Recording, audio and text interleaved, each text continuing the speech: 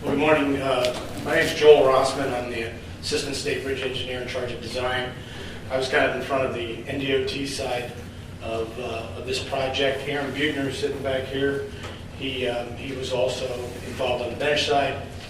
And this is going to be not a very technical presentation, but more general. If you do have any specific technical questions about any of the specific bridges, be sure to make sure you contact me. I can get a hold of Aaron, but if you need anything, I'm the guy to go through.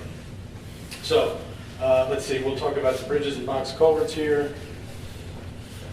In general, we have 21 bridges on this project, of which 10 of the bridges are actually twins. So there are actually 5 different sites for those. Of the 21 bridges, 18 of those are going to be pre-stressed concrete girder bridges that we have. 3 of them are welded plate steel girder bridges. 10 bridges will have MSE wall configurations at the abutments. And all of the bridges will have piling foundations. I would like to point out that these are all really straightforward bridges. Abutments, girders, piers, and nothing really exotic, with the exception of the flyover bridge, which is a little more extreme. These are all standard, your run-of-the-mill NDOT bridges. Steve had alluded to the fact that we have an asphalt overlay on all the bridges. These are all set up for a membrane and 3-inch asphalt overlay in the paving section to end of paving section. Any of the transition will happen off of the bridge paving section on the roadway side. The flyover is 2,100-foot steel girder, 10 span, 9-foot deep girders, curved, super elevated.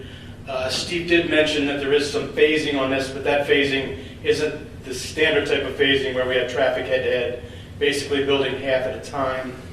And in fact, that's really the only phasing that we've got going on the project. All the other bridges, other phasing that Steve had mentioned, setting girders at night, those types of things, but not really traditional bridge phasing as most of us know it.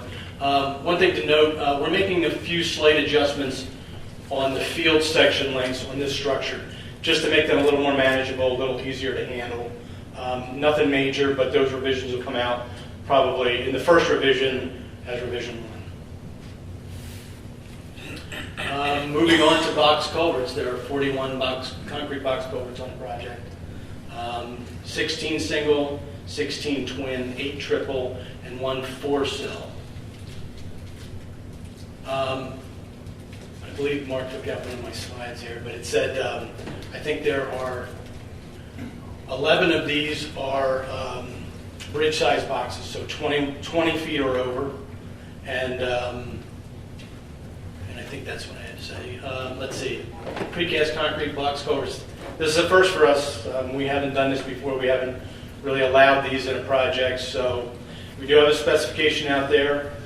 We actually have one of the bridges, one of the box culverts is in. We're doing one up at Gavin's Point Dam, and so it's using this specification.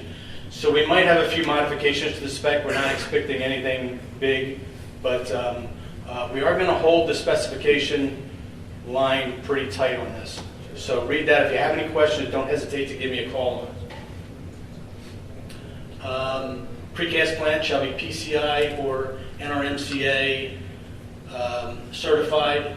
The last 2 feet of the culverts on both ends will be cast in place, along with wing walls and any aprons or appurtenances as such.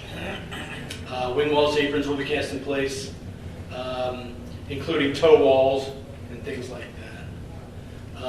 All precast reviews will be accomplished in-house by NDOT. Reviews will be extensive, multi-departmental. We really took care of the structural aspect, but if we get a precast review in, it's going to have to go through roadway. They're going to have to verify lengths. They're going to have to take a look at things before we get a hold of it. We'll probably have Geotech also take a look at it. So I'm not anticipating anything over 30 days, but just to be ahead of that, if you need anything taking a look at, get it in early. Additional items, other than that, the phasing I had mentioned, nothing really out of the ordinary on that. County road closure every other, as Steve had mentioned. There's only one contractor access crossing, and that's on Salt Creek. Nighttime closures, as he said, mostly just for setting girders and things like that. And settlement and surcharge will be talked by Mark with the geotech discussion. Any questions regarding bridges and culverts and things like that on here? Again, like I said, if you have more specific technical questions on anything specific, these structures, don't hesitate to give me a call.